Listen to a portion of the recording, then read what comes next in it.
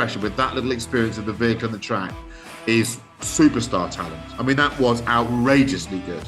It's a triumph of form over function. The early efforts at those auto-dimming headlights were utterly disastrous. I just, we may never see this again.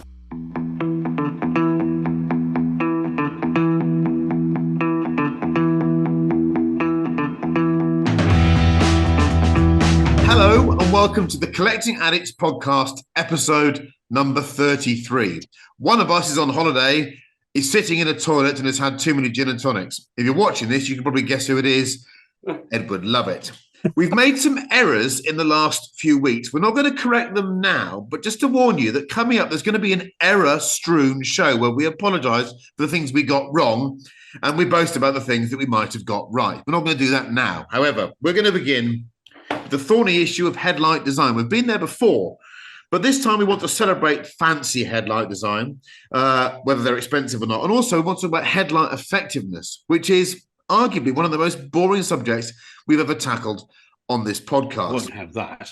I know. I want to start straight away with Neil Clifford, and I want him to talk me through his views on headlight effectiveness. Well, it's very different to headlight design, isn't it? Because I can ramble on about the flip-up lights of the Ferrari Berlinetta Boxer, which obviously they are amazing, but shit. If we talk about effectiveness, now I'm talking from personal experience, my favourite effectiveness, without doubt, is the new Mercedes G-Wagon. And the reason why I talk about that, A, is the full beam is incredible. You can see a rabbit at like 2 miles away. But it's more than that. It's not about power.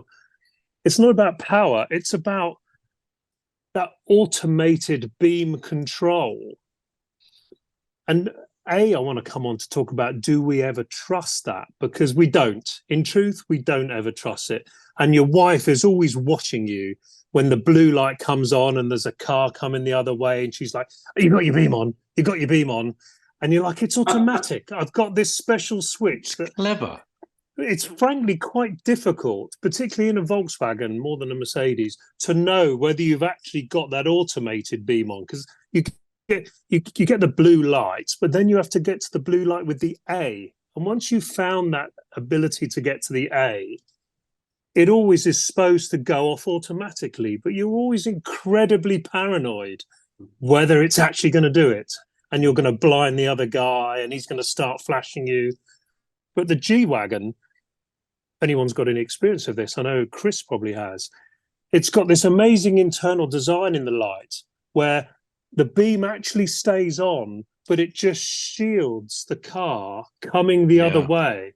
And you can see these little elements turning themselves off. Dancing around. And dances around. And it moves. As the car comes towards you, that beam changes its dynamic that you still get 70% beam. So it's not turning the beam off. I think it's 72%. It's such an amazing little bit of technology that you still can't fully trust. That's the problem with that automated beam. I can't fully trust it, and certainly my wife can't fully trust it because she says, you've got your beam on. When, of course, I say, no, the other guy can't see my beam. So I would vote, without doubt, for the new Mercedes G-Wagon automated full beam control. I can second that. I think the way that it seems to be able to do it correctly is a bit like Shazam for me. I don't entirely believe the technology. I think it's come from another planet because it works too well. I still don't believe Shazam is anything other than a work of magic. There's no way you can explain how that works. And I think those headlights are quite similar. There are some good ones on the market now, but the early efforts at those auto dimming headlights were utterly disastrous and they were only matched with one other piece of tech that was just as bad, which was the blind spot warning thing, which used to go off like crazy in your car. And both of those now seem to have been worked out by the car makers. But I agree with you. Manish, what's your experience? Let's move to what's the nicest fancy headlight to start with. Nicest looking one. Let's go to aesthetics. Thank you for making it very, very easy for me. Well, 3 Citroen DS, And I think the ones that swivel round, I mean, it's so beautiful, that lovely chrome barrier on that sort of slightly triangular but beautifully rounded vertex, each one. It's a work of art. The front of that car is a work of art. The back of that car is a work of art. The interior of that car is a work of art. The car is a work of art. But just seeing the little inside headlights turn around corners, it's just the most beautiful thing. Number two for me, should have been number one, was the Lamborghini Mura P400 with the eyelashes. I think that is just the most beautiful pair of eyes, and don't look quite so nice when they're popped up, but look beautiful when they're flush. When they're slightly drunk. Yeah, they're slightly drunk, just beautiful. But I think the prettiest headlights for me, Alfa Romeo 33 Stradale prototipo in 67. Just big. Look what I've got bloody written here, Manish. Oh. Right, I better. You carry on and talk. I'm going back to the drawing board. No, it's just like, it's a gorgeous looking car, and it's everything that I think we stand for. It's very light. It doesn't have too much power. Just everything about it is beautiful. But the eyes are just so beautiful. You just look at it. I fall in love with those eyes every time I see that car. Manish, that's very timely, because they've literally just launched today a new Tipo 33, if you've seen the photos. I have seen the photos. Yeah. Right, I'm just in the middle of having an oh bollocks moment, so I'll find myself some new headlights to talk about. The new 33 does look quite smart, actually. I don't want to know what the price is, though. I bet it's not cheap. Are they meant to be priced or not? To be honest with you, I literally just saw some photos 15 minutes ago, but it looks brilliant. I think it's possibly in the millions, as Doble would say. Millions. Chris Cooper's had a very busy week. Sorry, Chris Cooper's had a very busy week and says he's unprepared. So I'm not going to put him on the spot. I'm going to ask him. We can do. I'm prepared for this one. Okay, good. Off you go. Go on. Okay. So fancy headlights are usually very, very useful in a tunnel, which reminds me, I made a mistake last week about tunnels. My favorite tunnel is actually Eurotunnel. Hands up, who's driven through Eurotunnel? I don't mean on the train. I mean actually driving from Folkestone to Calais in a car non-stop. You've done that. I've done that thing.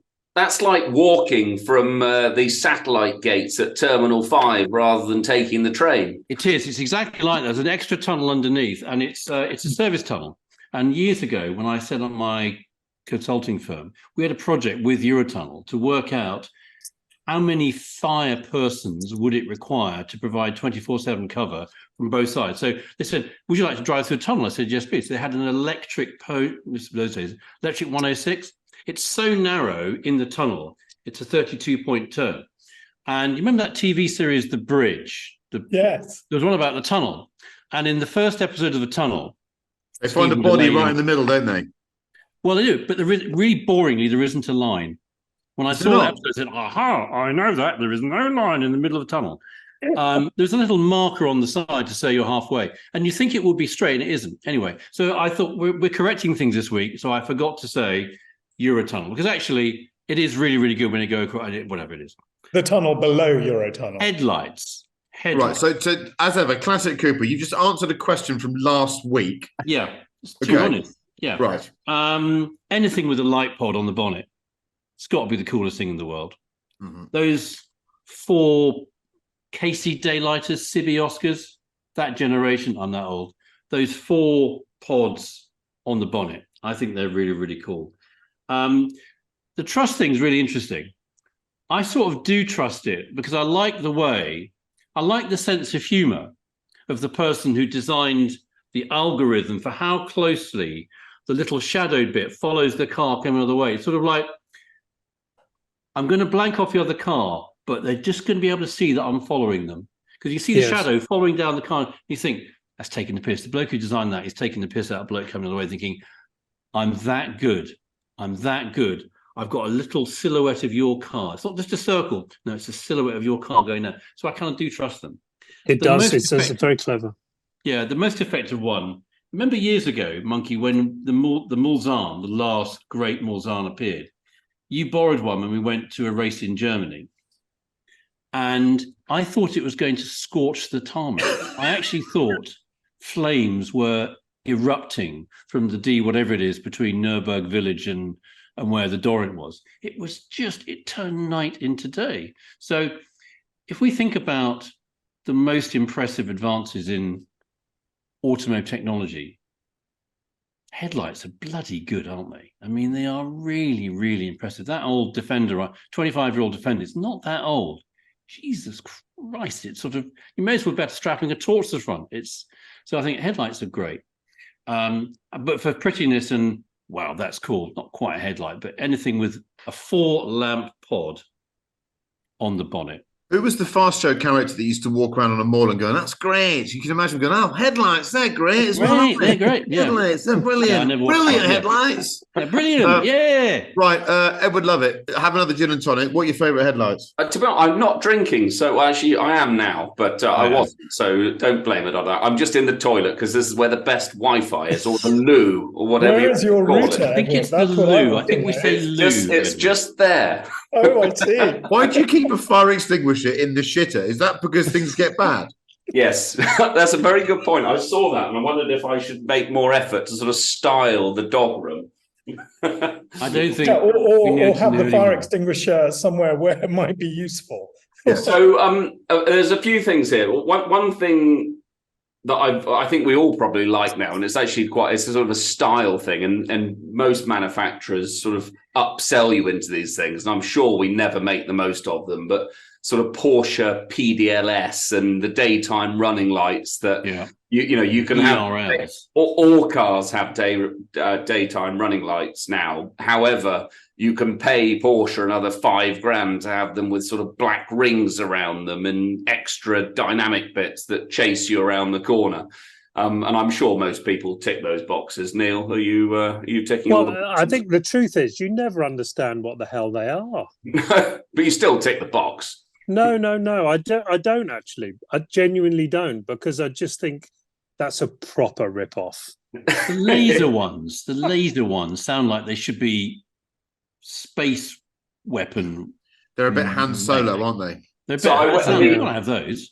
But I do like on the motorway. One thing, doing the research for this, I do realise I don't drive much in really dark conditions anymore. If you're in London, you don't notice these things. But I love on the motorway, whether a car's coming from behind you or on the other side of the road, when you can identify a car from hundreds of meters away on what its rear lights are, what its front light designs are. Oh, I think that's good. That's a good chat, that.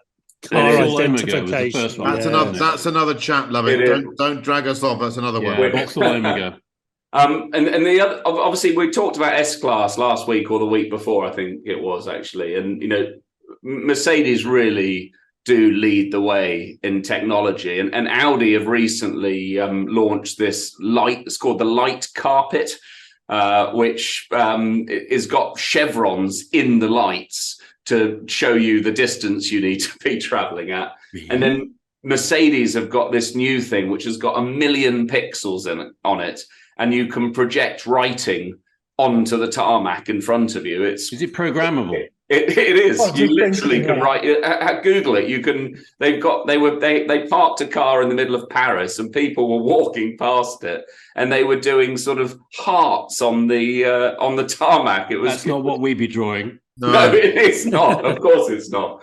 But it was quite impressive, and I did. So obviously, those are all modern ones, but the lights on a 1930s Bentley, those huge dominating lights on the front. Amazing. I just think the headlight's been a key part of the design of a car almost since day one, hasn't it? Yeah, that's headlight by Trinity House, isn't it? It's and you talk about Neil, something that could light up the Mulsanne Strait. It is, and the other. The amazing thing, and Neil, I don't know if your car's got this, but the amazing thing about these cars back in the 30s is a lot of them had the little dipping thing, so you could project into the corner. So you pull a little lever, and it dips into the corner, so you could see where you're going. So it wasn't automated, but they had these ideas 90 years ago. Well, the Bob Peterson. So mine's a bit of a. You can either call it a fake or it's a resto mod. But the Bob Peterson has a third headlamp that's sat on the little windscreen. It's got a handle. Yeah, you could. So as you can steer yourself round the corner. It's so brilliant. cool. Is that not for lamping rabbits with? Yeah, probably. Yeah. Yes. Yeah. I've got some. You've all made me think a bit more deeply about this subject whilst you've been talking. So I've got some summary thoughts that have come to me.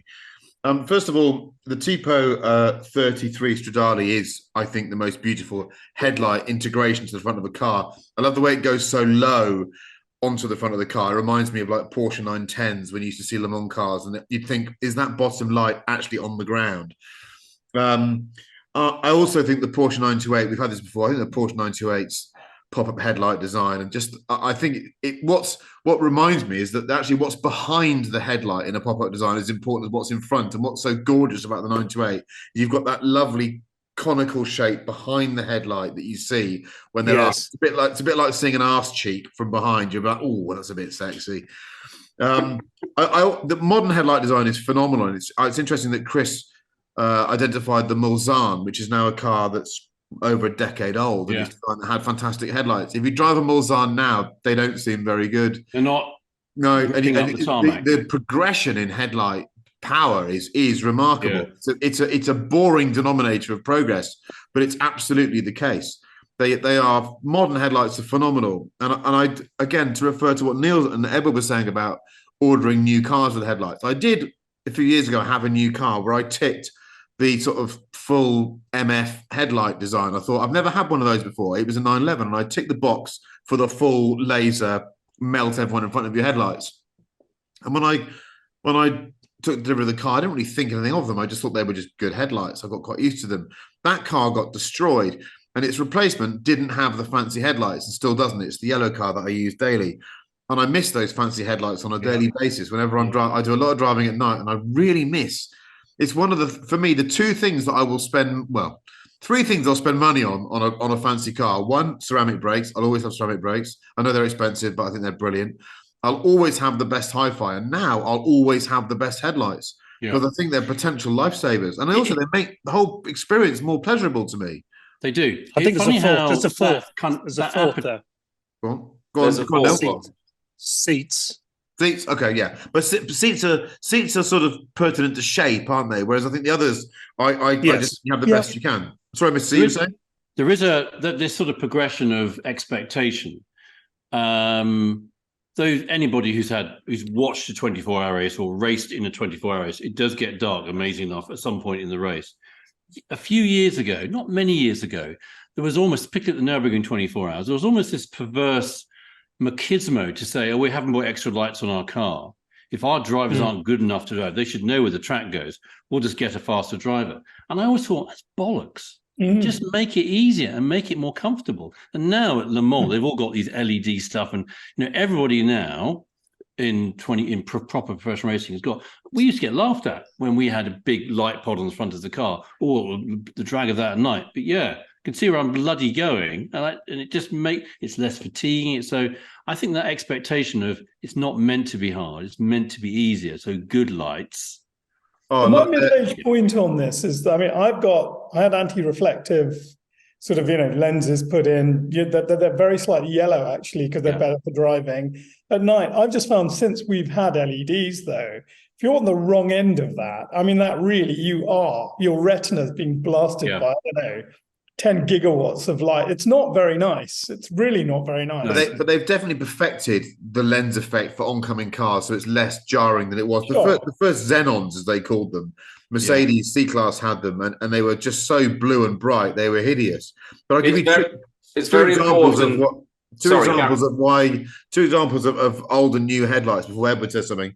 I was lucky enough to race a D-Type at Classic Le Mans many years ago, and one of the sessions was in the middle of the night, and it was raining. And I tell you, a D-Type down the Mulsanne at over $170 on original headlights in the spray, that reminds you of how far things have come. It was just guesswork. I had a camera on the car, And it just looked like it was one of those postcards from the 90s that said Newquay at night, when it was just a black postcard. I couldn't see a fecking thing. The flip side is, I did a night stage on, I think it was Woodpecker Stages Woodpecker or North Wales or something, in a Toyota rally car that had a full light bar on the roof. We were allowed to run a full LED light bar on the roof. It was like being in daylight. Yeah. It was so powerful, it created shadow issues through the trees and stuff. But yeah, I'm in agreement. Sorry, but I didn't mean to talk over you. I hadn't finished. There we are. Carry on. No, I was going to say it's very important when speccing a new car. And if you get in your time machine, you go back to the 1960s and you're speccing your 250 short wheelbase California Spider, and you can either have open headlights or closed headlights. Yes. Ticking the right box may have made you an additional $5 million a few years later. Yeah. So when you're choosing your Porsche headlights, it might only be £1,500 more, but it might cost you a lot in the future. Exactly. This is essential advice. Now, we're going to move on to what could be a harsh subject. I hope we're going to be kind to the cars that we're going to talk about and the designers that we might get mentioned here. What is the ugliest wheel design? I mean, it could be alloy wheel design, but I think it's generally wheel design. We're probably going to end up in the area of alloy. Chris Cooper, have you thought about this? Have you had time to think about this? I have thought about it, and I'm kind of assuming that it must be Jerry McGovern's fault. Probably, it probably is. Probably. There was something I've circulated. We'll put it up on the screen. Something I circulated earlier. The MST Motorsport Technology Tools, amazing outfit in Wales. We've done these beautiful Mark 1 and Mark 2's Escort replicas. Amazing. And some people were seeing they've done this Metro 6R4. And they showed it today. I think it's at Salon Privé. The wheels are horrific. I mean, really, really horrific. I mean, just awful. But that's not my choice. My choice is Audi. What the fecking feck has Audi done to wheels? I mean, a few years ago, I think all Audi, I mean, RS6, I guess, is my sort of like benchmark case study. 6-7 years ago, I had an RS6, and it was obviously an RS6. It was a nice car, but it was relatively understated. The wheels looked nice. Now you wouldn't go out in daylight, even if you did have wonderful headlights, which they do. It's a triumph of form over function. Good alloy wheels. We talked about this months ago. Neil, you chose the look of the rear wheel and the rear wheel arch in a 205 GTI 1.9. I chose the mini light in various forms. And what links both of those is they reek and speak of function. They look like what you'd hope they'd look like given the job they've got to do. They look great, but they look great because they're doing a really important job and somebody's thought about it. Now, Audi alloy wheels, there's not one bit of an RS6.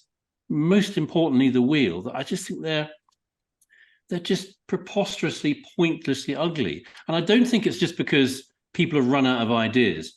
992 Turbo S Porsche. Chris, we've had this conversation. When I need your input, I'll point to that little square over there. In fact, are we all in the same squares on our own screen? I don't know. No. Has your sitting room got bigger, Chris? Or have... No. I've just changed the angle a bit because it's such a shithole over there that I don't want you to see that background. I thought maybe you got smaller. Yeah, no, I have got smaller. That's absolutely fine. Carry on, Mr. C. Anyway, you were talking about something. So I think it's that triumph of form over function. So I'm sure it is possible to blame Mr. Go. You know, he's clearly a very, very able, capable guy. And a lot of people asked me about last week, and we had a go at him. Said it's because we think it's wrong to say there's no equity. Clearly, there's equity in it. It's preposterous to say. So the ugliest alloy wheels, apart from all alloy wheels that are painted black. Yep. I mean, that's a good point. Why alloy? They just disappear into the car.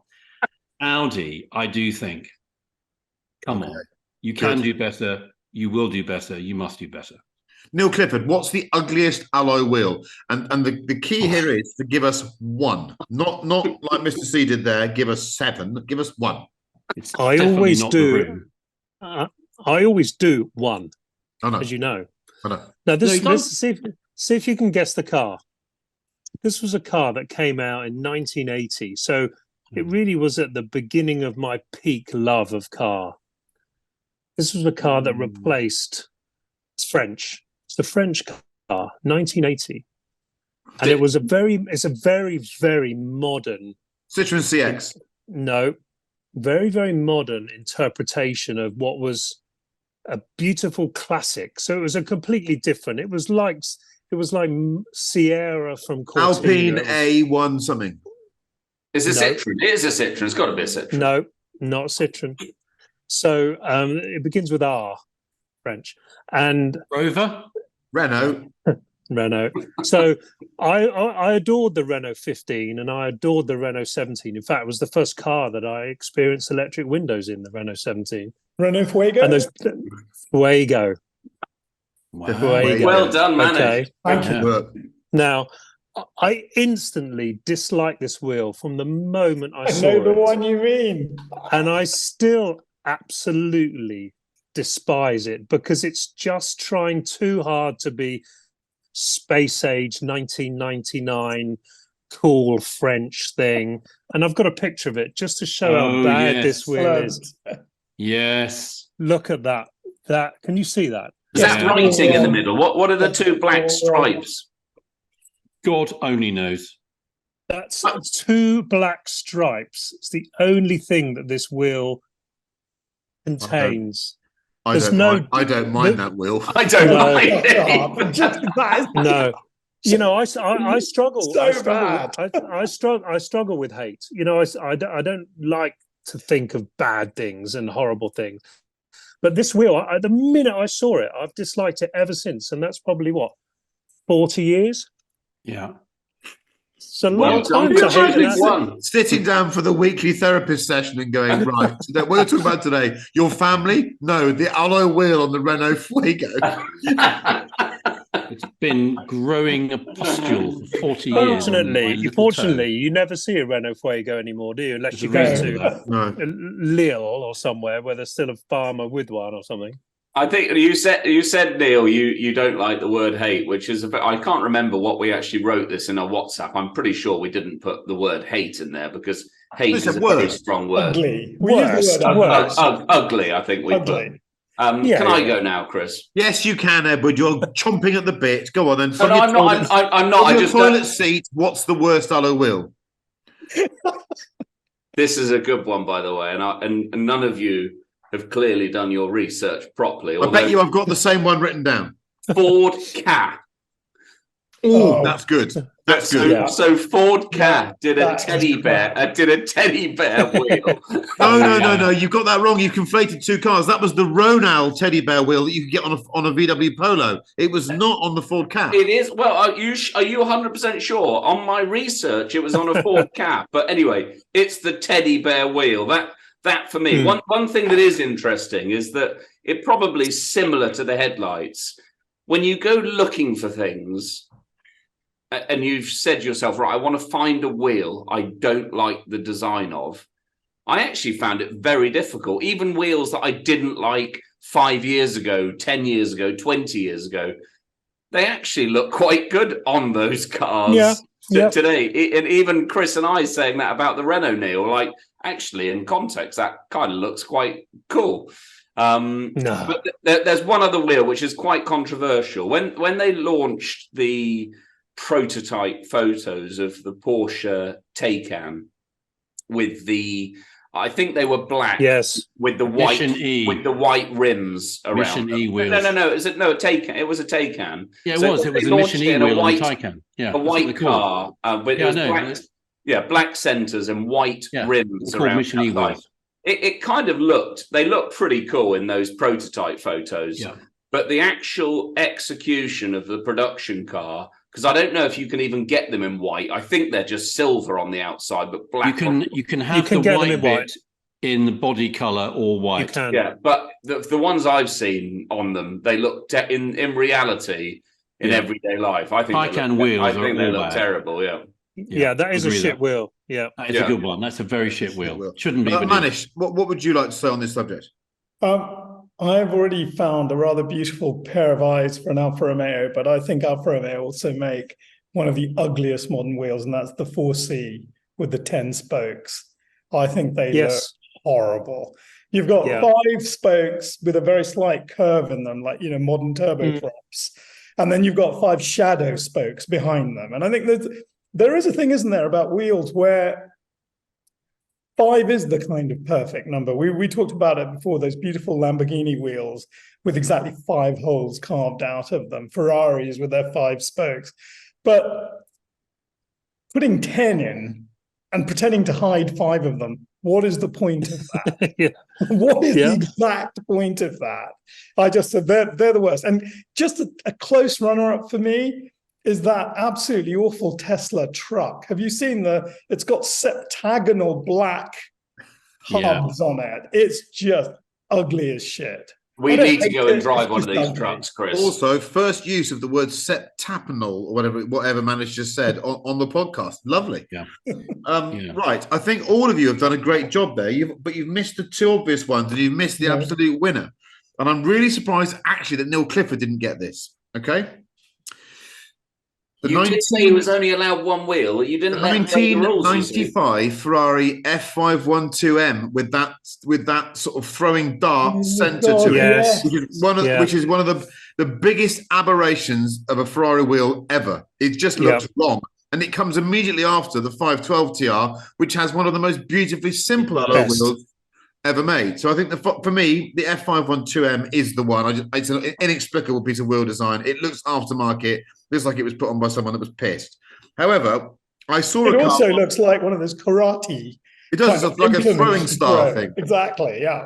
I think any alloy wheel actually that has a spoke that tries to give an impression of speed while stationary looks shit by definition, that's right? a good rule of thumb. And I saw one the other day whilst filming that 911K film up in the middle of Wales. And actually, it's a car that I have a soft spot for because I think they were quite cool.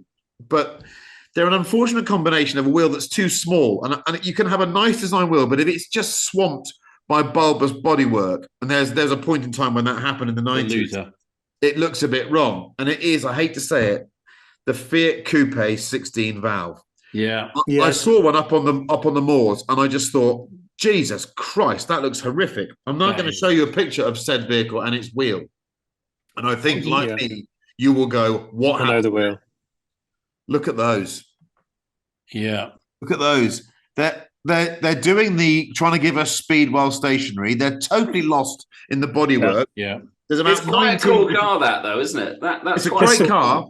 It's particularly the 20 valve, the 5-cylinder one was a great car. But I think because I'm judge, juror, and executioner here, I'm going to say 4 spokes don't work. They just don't work. 4 spokes. That's more than 4. That's 8 spokes on that. Yeah. But what were those 2 doubles you get for minis that had 4 spokes? They were quite cool. What were they? Well, called? the RS alloys on Mark II Escorts and stuff they like worked. that. That worked as a 4 spoke. Yes. Yeah. Now, we didn't talk about you. You introduced me to these, Chris, when we talked about when the I think it was the 488, wasn't it? When they bought the chocolate teapots, which are the carbon fiber wheels, which can't be repaired. 10 grand a set, and you curb one, and that's it. That's it. I don't think take-up's been very high on those, has it? To be honest with you, they're not ugly. They're just impractical. They're not ugly. Right, now we're going to let's have a little chat about F1. We've come under some heat, some fire that people say that our F1 chat should end, which for me is a really good reason to continue having the F1 chat because who gives a shit? We want to talk about it. This is just you're just privy to us having a chat in the pub at the moment. Zandvoort. Yeah. So it was a very interesting race. It had all of the ingredients of a classic. It had rain interruptions, and yet Max still won it. And was there ever any doubt that he was going to win it, Chris Cooper? No, not really. A number of things to pick out of that. The start of the race was quite interesting, and it does show it's much more interesting when it starts dry and goes wet, rather than starts wet and goes dry. But by the way, Manish's camera has just frozen in the most fantastic. He said. Manish, your camera froze, and you were in the most perfect position, going. He's gone again. He's gone again. Virgin Media. Yeah, that's it. Virgin Media. So that was so good. I've said it now. It's the software running Virgin Media, the software that runs the magic special headlight dipping thing. So racing in the wet, it sort of feels like that's going to be in the past. Ocon and a number of others said the wets aren't good for anything. If it's wet enough for wet, we'll red flag it. There's a number of things come together. Clearly, the wets just aren't very good. They'll last about a lap. They're just too soft. The underbody aero of the car isn't helping, sucking the water up.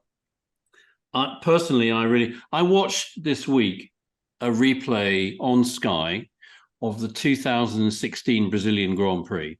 That was the race where Max first came. It was his first year because he came. The big slide.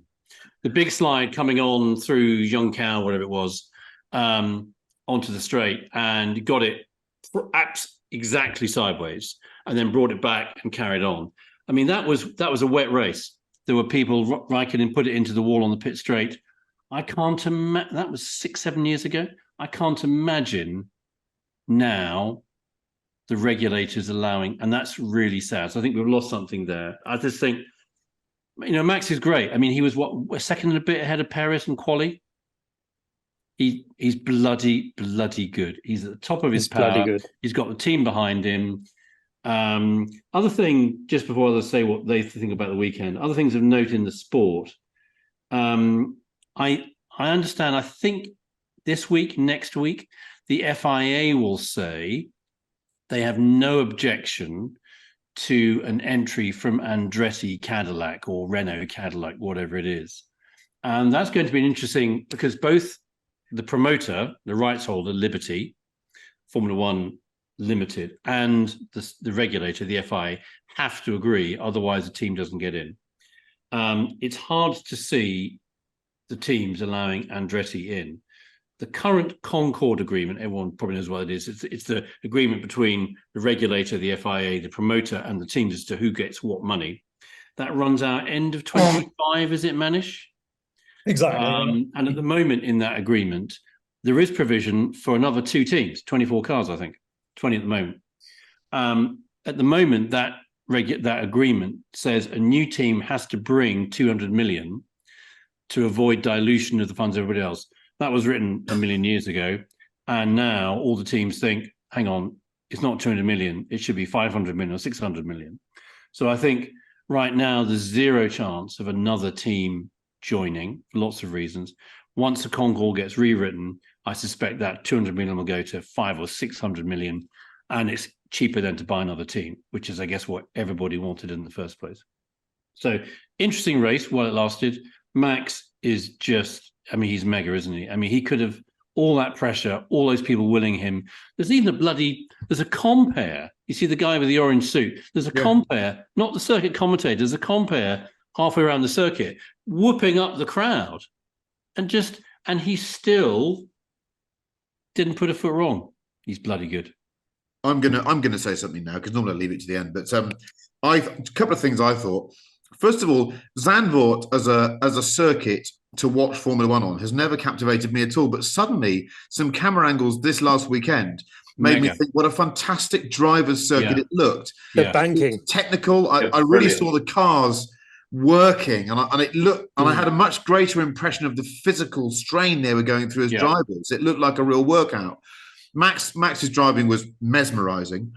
Yes, he's clearly got a vehicle that can manage slipperiness and downforce in a combination that's probably never been seen before in the sport. It's a bullet in a straight line, and then when he starts going through the twisty stuff, it looks like he's going to suck the surface of the road up. It's a remarkable thing, but he has no rival, including his teammate.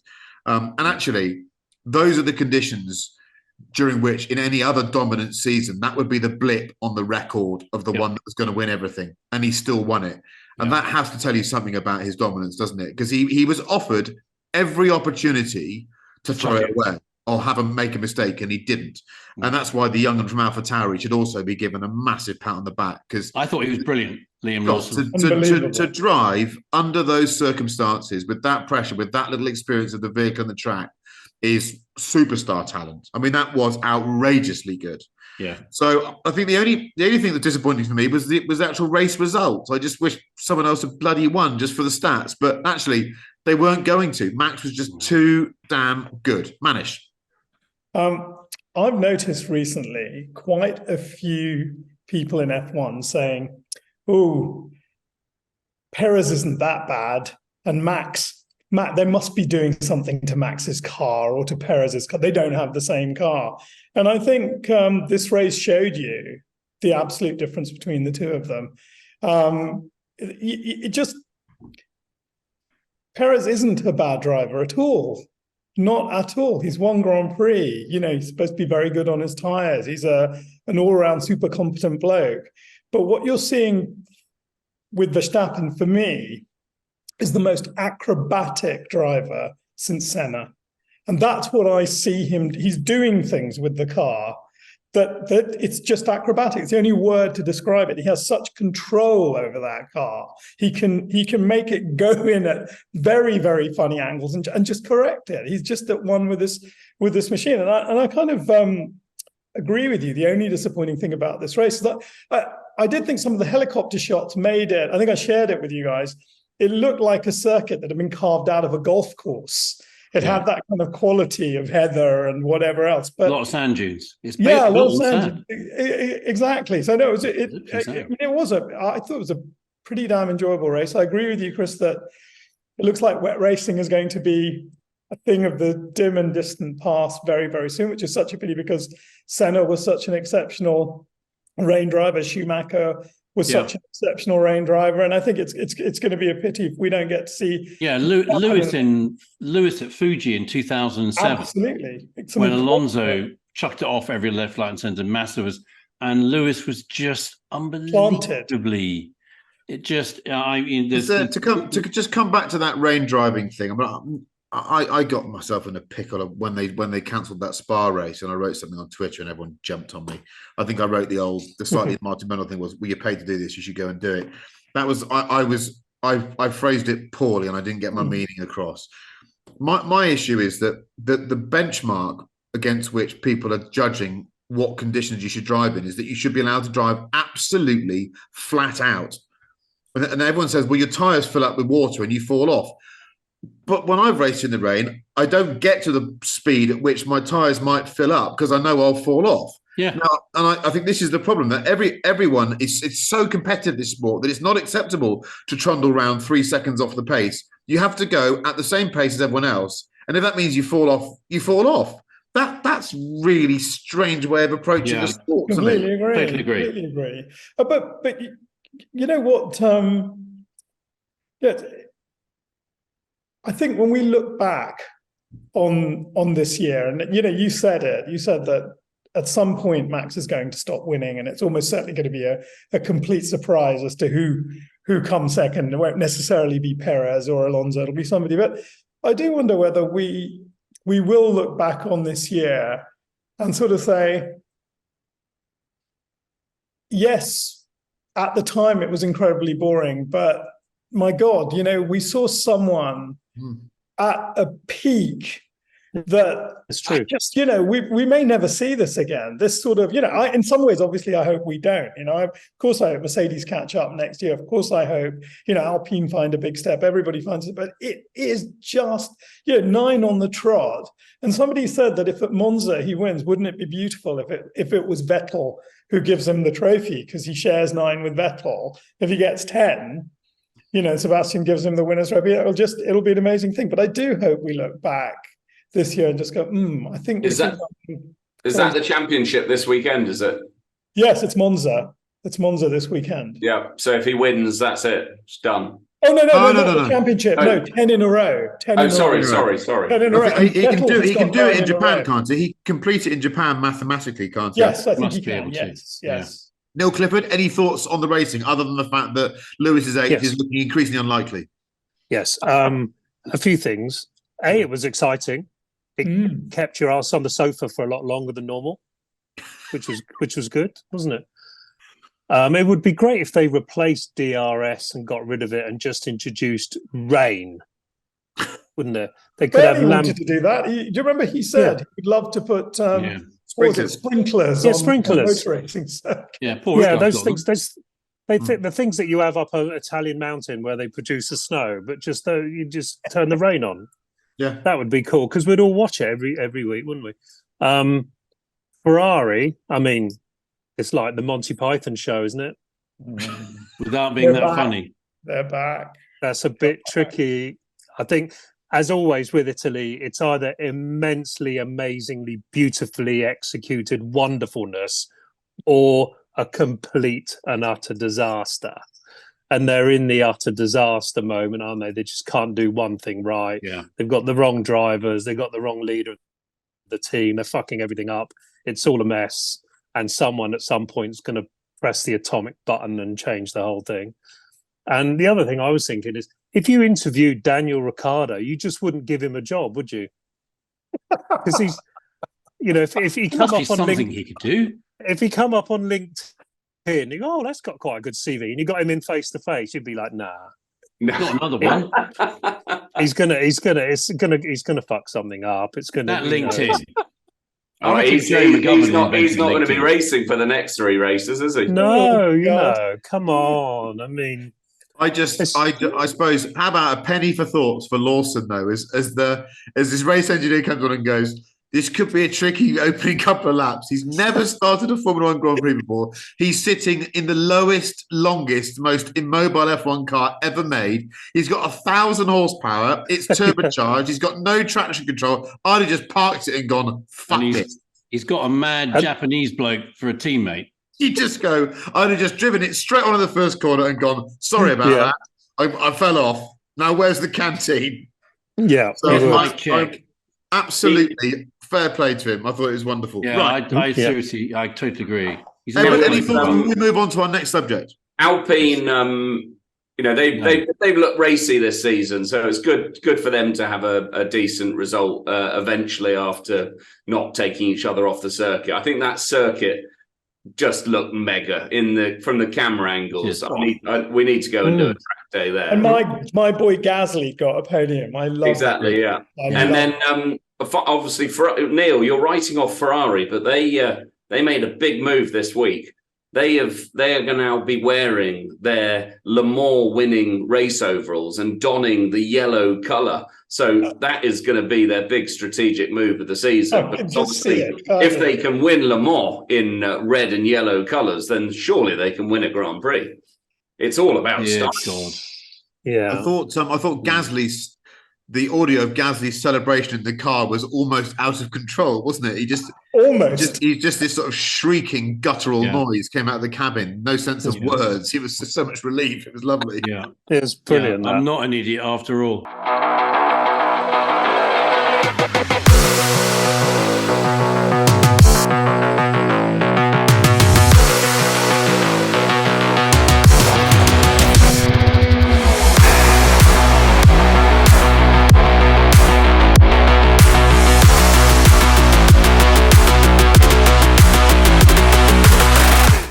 Yeah. Right, here we go. So we're going to move on to, and this is a very open-ended subject, posed, I have to say, by Edward Lovett.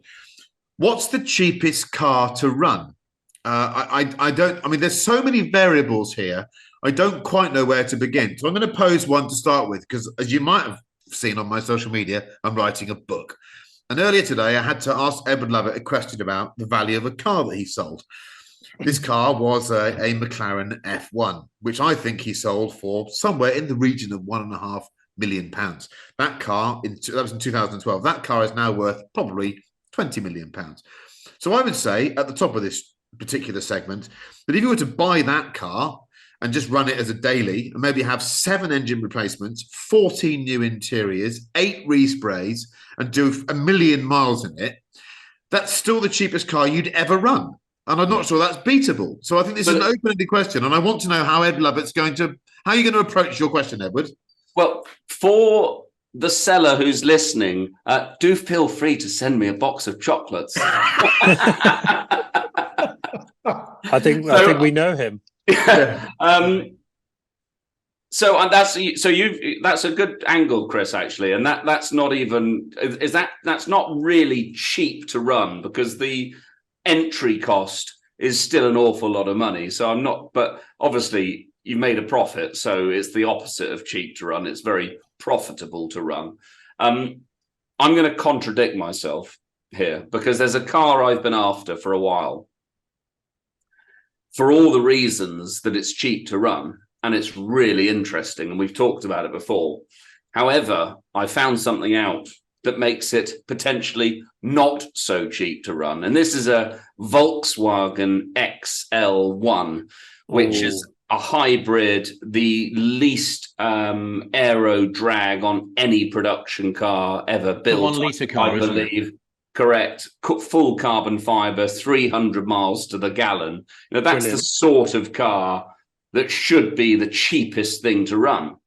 But if you own one in the UK, you've got to send it to Mercedes-Benz Milton Keynes to service it. What? So Mercedes-Benz service a VW XL1? No, sorry. You've got to send it to VW Milton Keynes. Apologies, Christopher. Apologies. Yes, you've got to send it to Mercedes, and they really have your pants because they've got to call VW for the parts to service it. Why do people keep sending us their cars?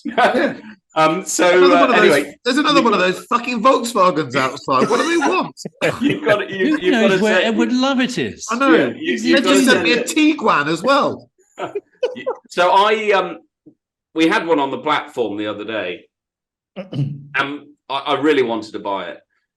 And I've tried a few times. And Chris, you didn't come to the dinner with Mr. Tuthill when I was trying to buy another one, and one of his Cypriot mates who was at the dinner decided he would sign up for the website on the same night, sat at the same table for dinner to just outbid me, to annoy me.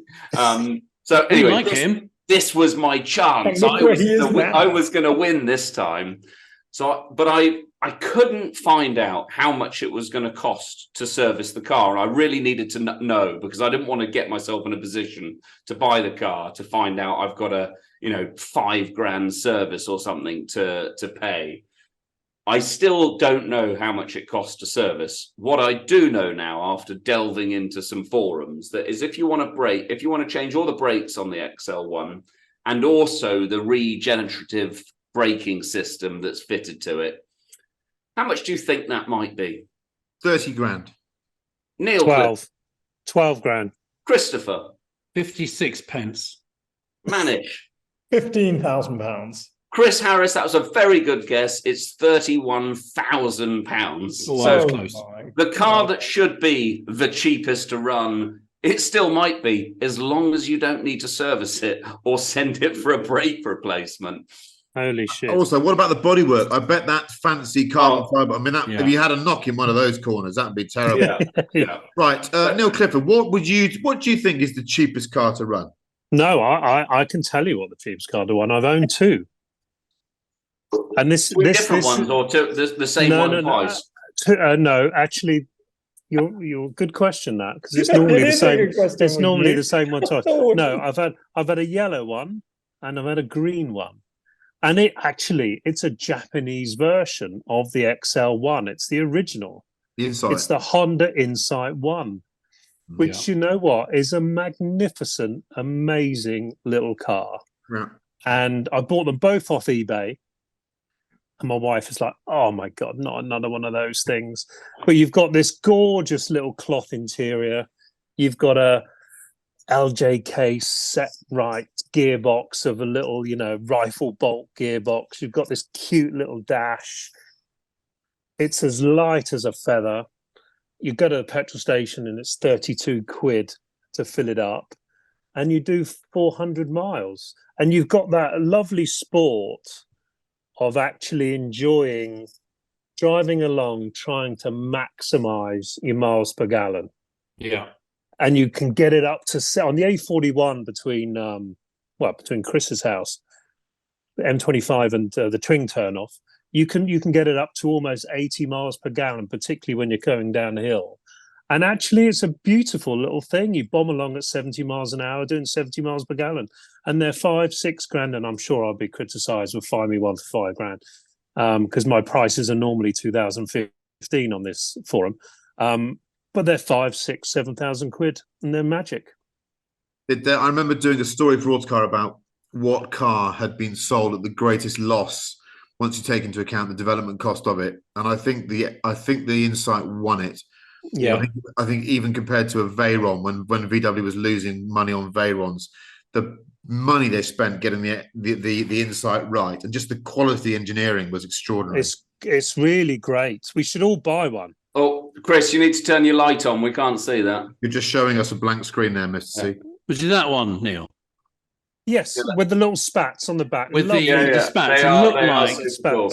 Yeah, Very strange car for someone who doesn't like Japanese cars to love, or can't love a Japanese car. But you know, obviously, I sold it. But right, so we've had Manish. What do you think is the cheapest car to run? So I had a little think about this, and I believe that I've out cheapened all of you. Okay, because in India, the Morris Oxford was rebadged the Hindustan Motors Ambassador. Yep. And probably 1 billion were built, and they're made of sheet steel. So they're just rugged as hell, 47 horsepower. Now you could buy one. I did a bit of research. You could buy one now you get just over 100 Indian rupees for £1. Okay, so they were going at their absolute peak. The last ones were built in 2014, but they were going for between £4,500 and £6,500, 27 miles to the gallon. And now I'm going to back this up with some data. I have found Go Mechanic in Kalyan, and here are the service options for my Morris Oxford. Ready? Scheduled packages. Number 1, basic service, 3,299 rupees. That's 33 quid for a basic service, okay? Standard service, 4,499 rupees. That's 44 quid. And you get things like, listen to this, you get car scanning, battery, water top-up, and interior vacuuming. I'm trying not to laugh, because I don't want to be racially profiling you, but it's proving very difficult. Listen to this. Comprehensive service, 6,549 rupees, 65 quid, okay? Front brake pads. Oh, thank God you've said that, Manish, because until that point, I thought it was a lap dancing bar, a massage party you were talking about. Front brake pads, 2,198 rupees, 22 quid for front brake pads, right? But the pièce de la résistance, disc turning, 799 rupees, 8 quid. Okay? What? 8 quid for your disc turning. This is just brilliant. Wheel cylinder replacement, 1,200 rupees, £12. Okay, I've nuked this one. I've nuked the I have to say, at the moment, Manish is winning. I think I've got a way of winning this one, but Chris Cooper, I'm going to give you a chance first. Manish, just make sure you don't send your Morris Oxford to Mercedes-Benz and Milton Keynes, because they'll have your pants down. Yeah. It's an interesting question, isn't it? Because you could argue that this is the specialism of the super rich or the super frugal. Everybody else, and I include myself in this, everybody else in between sort of thinks cars are expensive to run, either because they don't have to worry about them being expensive to run, or they're not able to enjoy the fact that they can buy the latest Ferrari or Porsche GT car and sell it for a profit and cover all the costs. So it's a curiously socially polarizing question. And so I've often claimed to Lynn, my wife, that many cars I've had have been cheap to run. Sadly, because she's been married to me, actually, it's our wedding anniversary tomorrow. I should know the number. I can't say the number, but it's tomorrow. Happy wedding anniversue, Mrs. Cooper. Thank you very much. Sorry for you. So she knows well to know that I've been fibbing when I've said these are cheap cars to run, because I'm in the squeezed middle. Yeah, right. Between those, the most affluent and the most sort of needy. So I guess if one took the statistical data, you'd probably say, because outside, and I can't remotely mimic Manish's wonderful. Did you see that, Manish, that India had put a spaceship on the north or south pole of the moon? Do you think that was not many rupees to put that there? Well, apparently they spent $68 million on that entire venture. Exactly. Billion. I was reading that as well. Compared to NASA, it's pocket change compared to NASA. Million. Yeah. Really? Million. So I reckon the Wow. front brake discs on that lunar landing module, they're probably not that expensive at all, are they? No. I think Kailan Services probably built the thing. Yeah, I reckon they probably did. Yeah. So I'd probably say, if I have to say, statistically, globally, it must be a Toyota Corolla, something like that, or a Honda Cub, or whatever it is, the world's most, common vehicle. So yeah, I guess you go for Toyota Corolla if you had to look at the data globally. I think that's a good answer, but it doesn't alter my position that I think I've got this one licked. And I've waited for this opportunity for a long, long time, everyone listening. Because for as long as I've been working, people that have owned the vehicles that I get to test have said, yeah, but you're a journalist, you don't have to buy them, do you? And do you know what? I don't. So I'm telling you now about my ownership experience, inverted commas, of, let's say, a Mercedes SLS that I drove in 2011. The car cost me £0 and 0 pence because Mercedes-Benz gave it to me. When it needed a service, I gave it to Mercedes-Benz in Milton Keynes, and they serviced it for me, and they gave it back to me, and it cost me £0 and 0 pence. When I finished using the vehicle after 10,000 very happy miles, I gave it back to Mercedes-Benz, and it cost me £0 and 0 pence. I'm telling you now, none of those cars cost me a penny to run. They were the cheapest cars you could possibly run. Yeah. The moment you start doing something stupid like being a civilian and buying a car, you're in the shit, lads. You really are. Yeah, that's why I borrowed yours. I'm motoring journalists. However, do you remember what Withnail says to Marwood when they leave Uncle Monty's? Incredibly expensive for those who can't afford it, but free to those who can. There are two things to apply to that. One, when I started working at Autocar Magazine, I earned £12,000 a year. And you don't earn a lot being a motoring journalist. And therefore, you should be able to enjoy the upsides of some free motoring. And there's one brand that I think needs to be mentioned here, and it's the one that you wouldn't want to think about.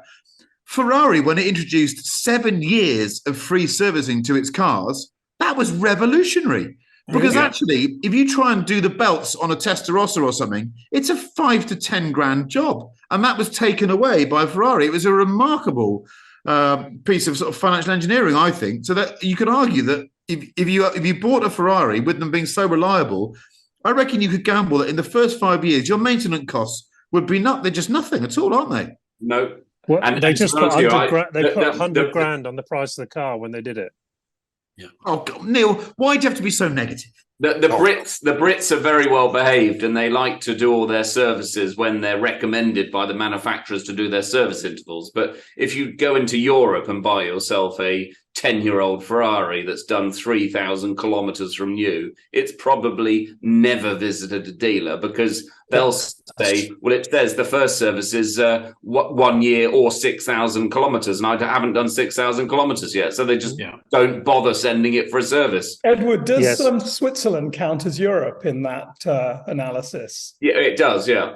Because I found that 456, the driver's on the other side, and I'm umming and ahhing, and now you're saying, "Ooh." No, well, I don't think it's a problem. They just, to be honest with you, the V12 engine in a Ferrari is bulletproof anyway. There's, the only problem you're going to have is warranty issues. I was going to say, Edwards has offered you a warranty himself.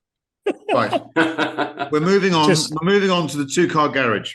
By the way, I won that one. So if you want the cheapest car on the planet, become a motoring journalist, get yourself a long-term vehicle, and it will cost you bugger all.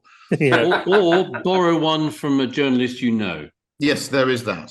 Or do I get the bills then? Here we go. This is a two-car garage proposed by Edward Lovett. It's summer, and travelling overseas with a family is expensive and somewhat stressful. You decided to stay in the UK and rent a mobile home, caravan, fancy pants motorhome with all the slide-outs, etc.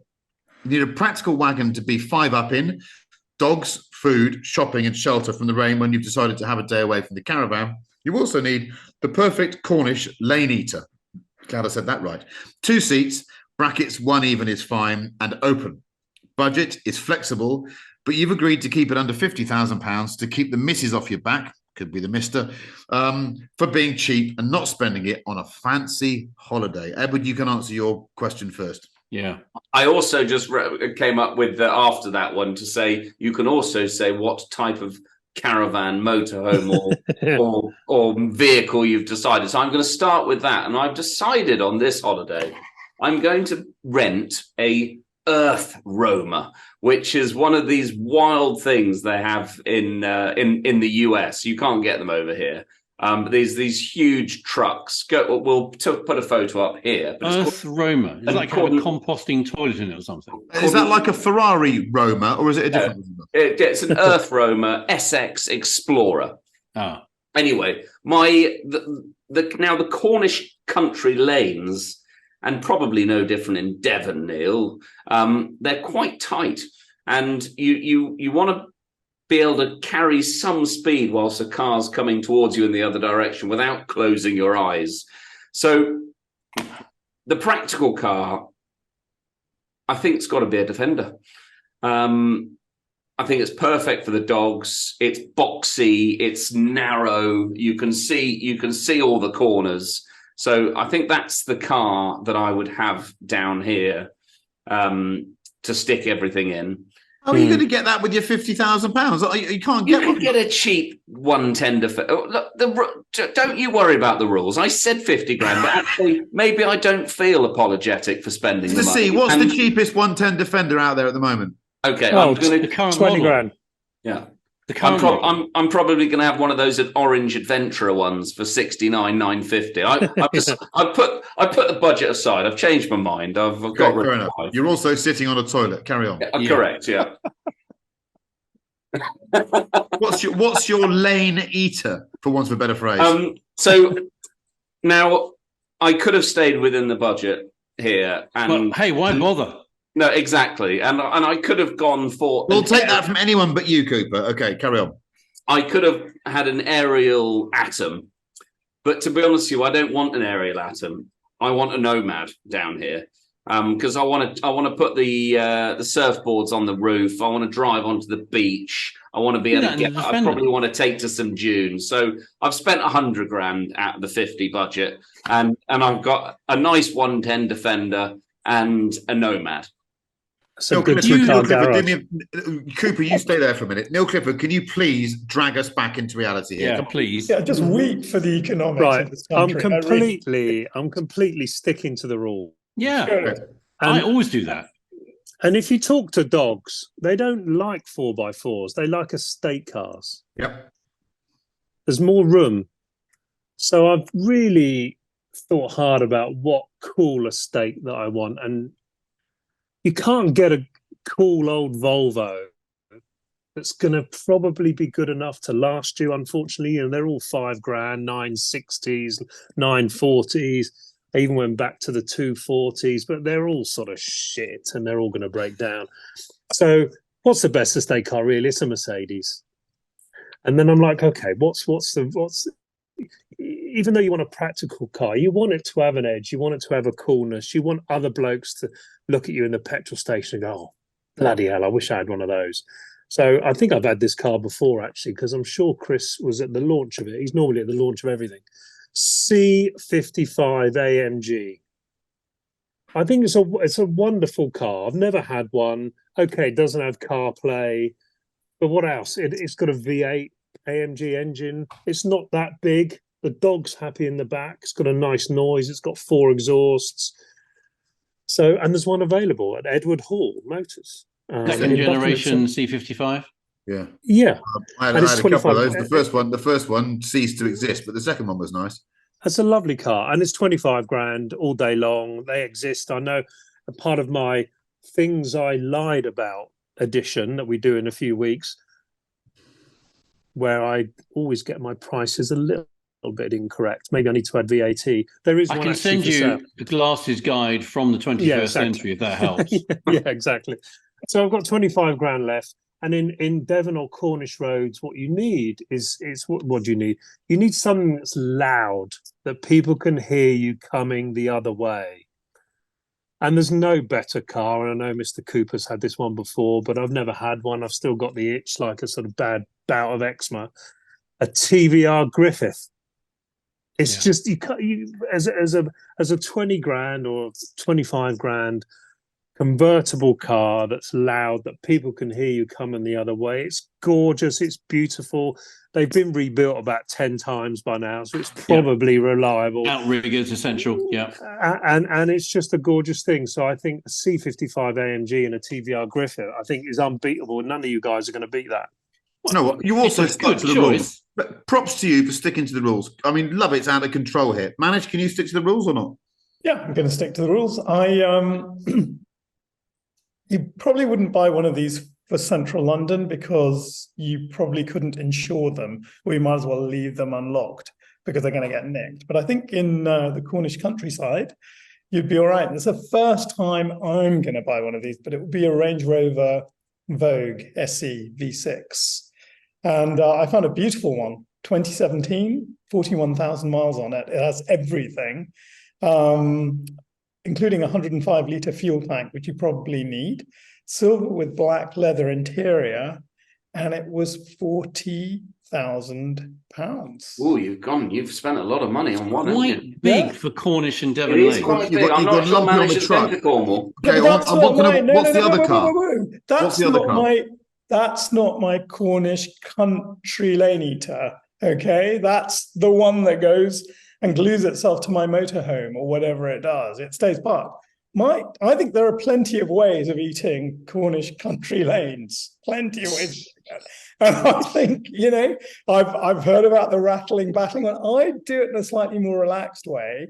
And my remaining £10,000 buys me the most beautiful green. I wouldn't know how to describe this green other than kind of metallic and shiny and rather beautiful. But there's a Triumph TR7 convertible that I found from 1980. It's green. It has tan plastic, probably seats, but it's got tartan in the middle of that. 2 litres, £9,993. One owner. They allege, and that is going to be my Cornish country. I quite like that. Irony is alive and thriving on the Collecting Addicts podcast. Chris Cooper, see if you can talk about not munching a lane. Yeah, that's there are no metaphors anywhere near my explanation, good people of Britain and the realm and the world beyond. So I get what Neil's saying about an estate. I think estates are cool. I just think a C55 AMG bastard, mate, shout, might not endear you to every lane dweller in Devon and Cornwall, though it's a very, very cool choice. And I've never had one. I really like one. So for something that would be 5 up, dogs, food shopping, shelter for range, all at the same time, which I'm not sure the C55 could quite generously extend itself to. I found, and we have one of these. Have you noticed, by the way, that Chris Cooper's spending a lot of time deconstructing your work? That's what I thought. He's not concentrating on his own work. He's deconstructing your work. We're waiting to criticise him. A 2001 Discovery 2 V8 ES green over tan. And how many of those are there in the UK? There must be fewer than 2. I found one. Did you? Sadly, not on the esteemed platform, which is Collecting Cars. Okay. But I did find one. I think it's on, it's on Auto Trader. What is this site? It's old world, old fashioned. You used to sit on the bog with it. Nobody buys it anymore. How much is this car? £7,000. 299,500. Smelling of farts. 6,990. They're sought after. They're heritage sought after vehicles. The other one, though, I have to say I quite like, and this was on Collecting Cars, a 964 Cab 4 manual. Oh, lovely. 964, because it's narrow. And so you can afford both of these with that budget? It was on Collecting Cars. It sold earlier this year. Yeah. 70-something thousand miles. Yeah. Is it tippy? No, it's manual. No way that's manual. You wouldn't want a tippy one of those. I bet you that's tippy. Look, I can see it's tippy from there. You can It's see not. from its It stance. says Manuel. It says Manuel. see. It's a No, See. that's a Spanish one. No, it just it does. 1990 right-hand drive, marine blue, 70,868 miles. Its front PU looks apologetic. I'm sorry. That's a Cat D, that one. That's all wrong. This is your platform, Edward. Yeah, but it's all wrong. It's all wrong. That one was He's gone. not So, very let's, good. so let's, Stylishly modern, for the avoidance of airport doubt, classic. Cooper's gone tippy cab, and he's gone for a It's rogue a early. manual Look at that 964. thing there, Manish. 37,750. Right, 8th of May this year. lads, you've Manish, got that's one. You need to get that bought. That the TR7. lovely thing. Flying Anyway, nice though. Yeah. You've all got this wrong. So to start with, I like the idea of the C55, but the W203, she likes to rust a bit, Neil. And you're by the seaside. Yeah. So I think you've probably got Yeah. 6 months of that before you come back to a pile of oxidized metal. There won't be much left of it. The best car for five people and for your dog in Cornwall is the one that I've taken to the last 3 years to Cornwall. That's my Land Cruiser V8 diesel. It's the best beach car. I've beaten the crap out of it. And this year we didn't have it because it was being rebuilt. And I really did miss it. So that's the car I'd have down there. I think that's £25,000. That leaves me with 25. I don't need it all because my friend Tony, who's just put up with me for the last week down in Cornwall, I know Tony. Tony's lovely man. Tony has a car that I should hate. I've not actually driven it. I've been driven in it by him. It's the ultimate Cornish car because it fits all the things that you've just described between you. He's got a Mazda MX-5, not for me, but it's got a Lexus V8 in it on open pipes. Right, so you can hear it from a mile away down the lanes. It's narrow, and he's about to sell it. So, I'm going to try and persuade him to put it on collecting cars. But that is the perfect Cornish sports car because it's Japanese, so it doesn't rust. It's got a Lexus V8 in it, so you can hear it from the next village. It's a bonkers thing. It's got such short gearing, and it snaps your neck. It's so fast. So there you Neil, go. we could have an MX-5 off, couldn't we? Which Yeah, was we got could. V8 engine. Oh, no, that's V8, not V6. Yeah, no, it's a cool thing. So there you go. I'm going double Japanese. Now, I've got to continue writing this bloody book that I haven't finished. So we're going to get on and do the music, and then I can go away and do some more work. So, music choices for this week. Manish, what are we going for? So when I eventually do get this 456 MGT manual, and it's going to be almost certainly a very, very dark blue with some kind of tan hide inside. And I do exactly what Neil Clifford has said. I take my wife to Scott's and I pull up and I open the door for her and we get out. As I drive this car, there is only one piece of music I'm going to put on, and it's Dino Washington's Mad About the Boy. That is what I'm going to listen to. Lovely song. 56. Lovely song. I like that. I always write these down because I want to listen to it straight away. Mad About the Boy. I like that. Chris Cooper.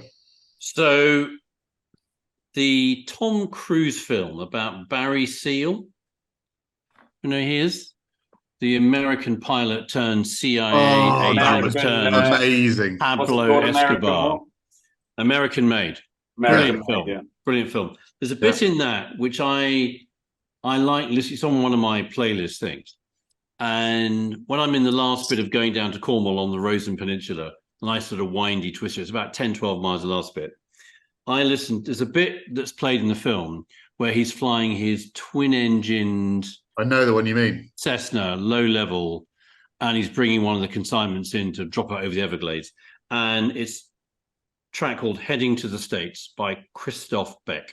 It's brilliant. It's just a lovely, going under the radar, nice and quick, nice and flowing. Nobody knows you're there. Great driving tune. Heading to the States, Christoph Beck. Edward Lovett.